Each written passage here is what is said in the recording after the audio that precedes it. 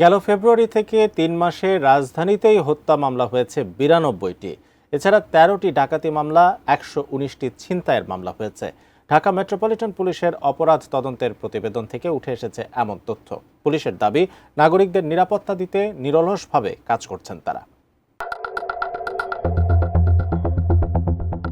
রোববার ভোর ৫:৩০ সিদ্ধেশ্বরী এলাকায় নিজ বাসার সামনে মৌচাক মগবাজার সড়কে গাড়ির জন্য অপেক্ষায় ছিলেন গাজীপুরের বঙ্গবন্ধু সরকারি কলেজের প্রভাষক ফারহানা আক্তার। হঠাৎ সামনে এসে গতি কমিয়ে দেয় একটি সাদা প্রাইভেট কার।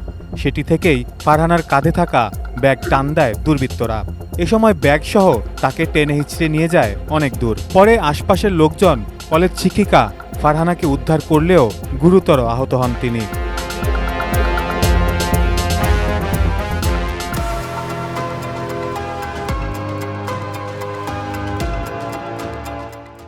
ঘটনাস্থলে গিয়ে জানা যায়, প্রভাষক ফারহানা ২ মেয়ে নিয়ে সিদ্ধেশ্বরীর এই ভবনটির একটি ফ্ল্যাটে ভাড়া থাকেন। পেশাগত কাজের প্রশিক্ষণ কর্মসূচিতে গাজীপুর যাওয়ার সময়ই এই ঘটনা ঘটে। আসার আগে ওনারে মানে গাড়ি থেকে ই করে বেনেটি ব্যাগটা ধরে শেষরে ওই দিকে গেছে।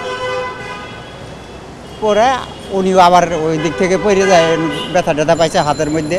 যে সকালবেলা বের হলে মানুষের যে অবস্থাগুলো হচ্ছে, হয়তো রাস্তাঘাটে তা আজকে মনে হয়েছে, কালকে আর কেউ হতে পারে। কখন কি যে এই অবস্থার মধ্যে পড়ে এটা বলা যায় না, কারণ এটা পরেই জানে যে কখন কার কপালে কি আছে। ডিএমপির পরিসংখ্যান বলছে, গত ফেব্রুয়ারি থেকে এপ্রিল এই ৩ মাসে রাজধানীতে ছিনতাই এবং ডাকাতির ঘটনা তুলনামূলক কম হলেও হত্যা মামলা বেড়েছে ধারাবাহিকভাবে। তবে পুলিশের দাবি, আগের তুলনায় টহল বাড়ানো হয়েছে। যারা অপরাধে জড়িত রয়েছে তাদেরকে শনাক্ত করে আইনের আওতায় নিয়ে আসা এবং একই সাথে এরকম ঘটনা যেন পুনরাবৃত্তি না ঘটে, নগরবাসীর জনমনে যেন নিরাপত্তাহীনতা কাজ না করে, সেই ব্যাপারে আমরা আমাদের যে প্রচেষ্টা ছিল সেটা আরও জোরদার করেছি এবং আমরা আশা করি এই অপরাধ যারা করছে তাদেরকে আমরা দ্রুতই আইনের আওতায় নিয়ে আসতে পারবো এবং জনমনে যে স্বস্তির পরিবেশটা সেটা আমরা স্থিতিশীল রাখতে পারবো। এদিকে সিদ্ধেশ্বরী এলাকায় কলেজ শিক্ষিকাকে ছিনতাইয়ের ঘটনায় প্রাইভেট কার ও দুর্বৃত্তদের দ্রুত গ্রেপ্তারে অভিযান চলছে বলেও জানান পুলিশের এই কর্মকর্তা। Saiful Jewel, ATN news, Dhaka.